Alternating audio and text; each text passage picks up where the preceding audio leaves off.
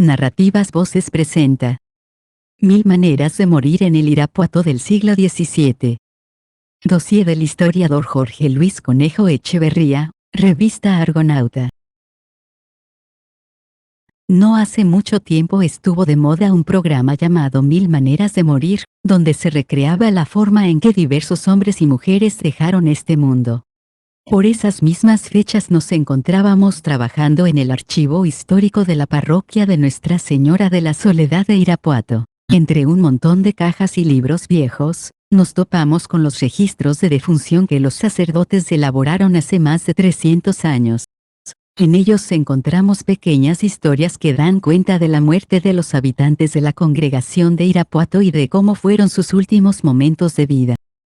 Inspirados en el citado programa y apoyándonos en los documentos históricos, que abarcan del año de 1635 a 1694, presentamos al lector una serie de muertes acaecidas en el siglo XVII. El primer registro de defunción de Irapuato. Alonso es la persona que ocupa el registro número 1 de la larga lista de irapuatenses fallecidos en el siglo XVII. En su partida se asentó que estuvo casado con una mujer de nombre Isabel y que, en vida, fue criado de Miguel Gallardo. Alonso murió en 13 de mayo de 1635, el notario eclesiástico no registró dónde fue sepultado o la nación a la cual pertenecía, tampoco se hace mención alguna a las causas que provocaron su muerte. Muertes por rayos en el Irapuato colonial. En los registros de defunción del siglo XVII es posible encontrar 6 personas que murieron por la caída de un rayo. El 29 de mayo de 1692, se registró en el libro de defunciones de la parroquia de Irapuato el fallecimiento de 2 mulatos, quienes fueron alcanzados por un rayo mientras caminaban por las tierras de la hacienda de Arandas. En la descripción que se hace del suceso se menciona que uno de ellos murió de inmediato y el otro fue hallado con vida, pues aún le latía la sien, por lo cual alcanzó a recibir la extrema unción. Sin embargo, no sobrevivió y ambos fueron sepultados el día 30 de mayo. Todo parece indicar que estos personajes no eran oriundos o vecinos de Irapuato, pues nadie pudo identificarlos plenamente. En la partida se anotó que el primero en morir pudo haberse llamado Nicolás de Morado, ya que entre sus pertenencias se encontró una carta de pago de tributo con ese nombre, aunque no se tuvo la certeza de que el papel le perteneciera. Que nadie haya reconocido a los difuntos y que su percance aconteciera cerca de la hacienda de Arandas, nos hace pensar que los 2 mulatos encontraron su muerte mientras viajaban a Guanajuato o algún lugar de Michoacán, ya que por la citada hacienda pasaba el camino hacia esos lugares. Mónica Angelina fue otra irapuatense que falleció a consecuencias de un rayo. Esto sucedió el 2 de agosto de 1655. En su registro se asentó que fue una india tarasca. Estuvo casada con Diego de la Cruz, también tarasco, y fue vecina de la labor de Juan Gallardo. Muerte similar tuvo Nicolás García. Le cayó un rayo el 28 de agosto de 1667, también en el mes de agosto, pero del año 1674, Nicolás Hernández, un mulato que trabajaba como pastor para Pedro de Aguilera, murió fulminado por un rayo. Seguramente el lector ya pudo percatarse del elemento común que tienen estos 3 casos, todos acontecieron durante agosto, aunque diferentes años, un mes en el cual abundan las tormentas en Irapuato. También es importante destacar que los 6 casos de fallecimiento por rayo que encontramos en los registros del siglo XVII sucedieron en un rango de 4 meses, entre mayo y agosto, de diferentes años, lo cual no resulta raro, pues esta es la época de lluvias. Otro caso registrado de muerte por la caída de un rayo fue el de Nicolás López, un español soltero, en la partida de defunción, fechada el 19 de julio de 1663, el funcionario eclesiástico asentó que nadie lo conocía, lo que nos hace preguntarnos cómo fue posible que lo identificaran. Una cuestión que quedará sin respuesta. Muertes causadas por accidentes con animales. Desde hace varios años, es imposible ver caballos, mulas o yeguas recorriendo las calles de Irapuato, salvo durante los desfiles cívicos del 16 de septiembre y 20 de noviembre. De igual manera, ha disminuido significativamente el número de animales en los ranchos y comunidades rurales irapuatenses.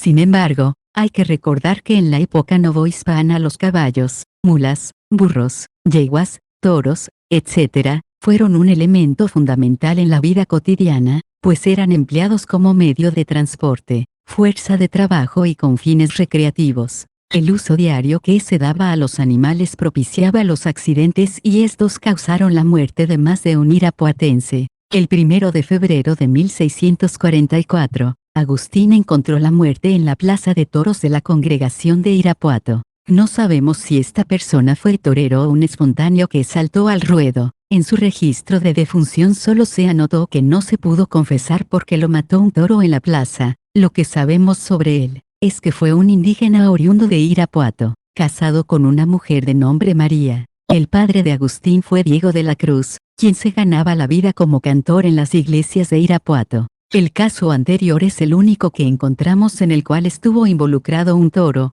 Son más numerosas las muertes ocasionadas por caídas desde el lomo de un caballo, yegua o burro, o producidas porque el individuo fue arrastrado por alguna de las bestias señaladas. Así encontró su muerte José Sánchez, un mestizo que se encontraba de paso en la casa de don Juan Patiño. Falleció sin recibir los sacramentos porque lo arrastró una mula. Un fin similar tuvo Giuseppe, mulato libre que residía en Yostiro, comunidad que se encontraba al sur de Irapuato, distante a más de 15 kilómetros. Él pereció arrastrado por un potro. La caída de un caballo fue la causa de muerte de Domingo, un niño de tan solo 8 años de edad, quien fue hijo de Andrés Pedro y Francisca de la Cruz, dos indios tarascos que estuvieron al servicio de Domingo Hernández Gamiño. El hecho ocurrió el 25 de octubre de 1674. Conozcamos otra historia. La medianoche del 13 de febrero de 1652, Juan de Guango, un tarasco, montaba a caballo, por causa que desconocemos cayó del animal, lo que ocasionó su muerte. En el libro de defunciones se anotó que Juan estuvo casado con Ana María, también de origen tarasco, quien quedó en libertad para volver a contraer nupcias. Ahogados en tierras irapuatenses. En 1618, Jerónimo Martínez de Ripalda, un sacerdote español miembro de la Compañía de Jesús, publicó su Catecismo y exposición breve de la doctrina cristiana, popularmente conocido como Catecismo del Padre Ripalda, texto ampliamente usado en la Nueva España para enseñar a los niños los elementos básicos de la doctrina católica. Sobre la extrema unción, el Padre Ripalda señala que sirve para quitar las manchas y rastros del pecado, fortalecer el alma contra las tentaciones y dar salud al cuerpo, si le conviene. En los registros de defunción de la parroquia de Irapuato encontramos 8 casos en los cuales las personas no alcanzaron a limpiar las manchas del pecado debido a que murieron ahogadas y, por lo tanto, sin la asistencia de un sacerdote. Veamos algunas de esas historias. La primera tiene como protagonista a Juan Lázaro, quien entregó su alma al Creador el 5 de junio de 1677, dejando viuda a su mujer, de nombre María Lucía.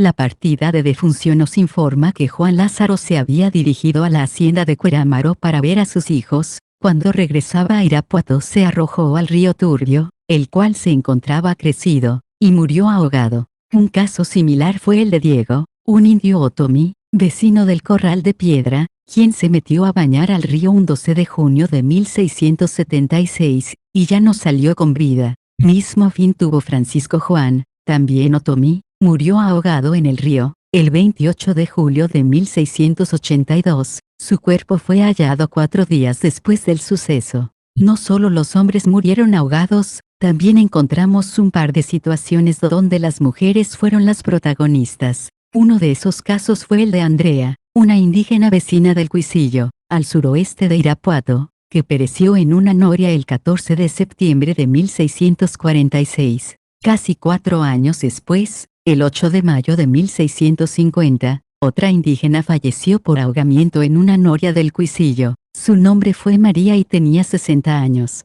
Su registro de defunción nos describe brevemente los hechos que precedieron a su muerte. Ese día los indígenas del Cuisillo se dirigieron a la iglesia para escuchar misa. Era un día especial pues se celebraba la aparición del arcángel Miguel en el monte Gargano. A su salida vieron a María sacando agua de la noria. A su regreso la encontraron muerta. La revisión de los casos de muerte por ahogamiento nos permite detectar que este tipo de sucesos se presentaron entre los meses de abril y septiembre de cada año, fechas que casi coinciden con la temporada de lluvias en Irapuato, que provocaba un aumento en el cauce de los ríos que pasan por el territorio. Más de 3 siglos después, se siguen presentando casos de irapuatenses que mueren ahogados en los ojos de agua, ríos y presas del municipio. Basta con revisar las noticias locales para encontrar 1 o 2 hechos por año, muertes causadas por el fuego.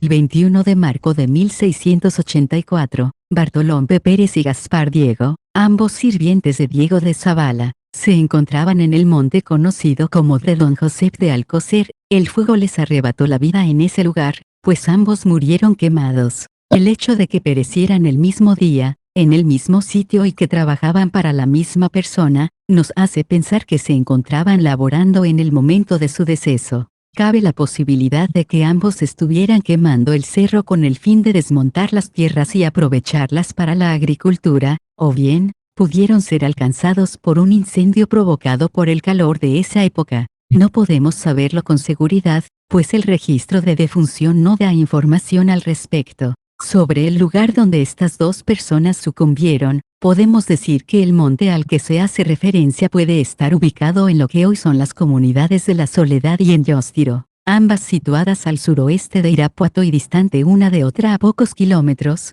Lo anterior lo deducimos en virtud de que el propietario de esas tierras en la segunda mitad del siglo XVII fue don José Tomás de Alcocer y Dávalos. Cerramos este apartado señalando que, al momento de morir, Bartolomé Pérez se encontraba soltero y fue declarado como mestizo. Por su parte, Gaspar Diego dejó una viuda, de nombre Angelina María.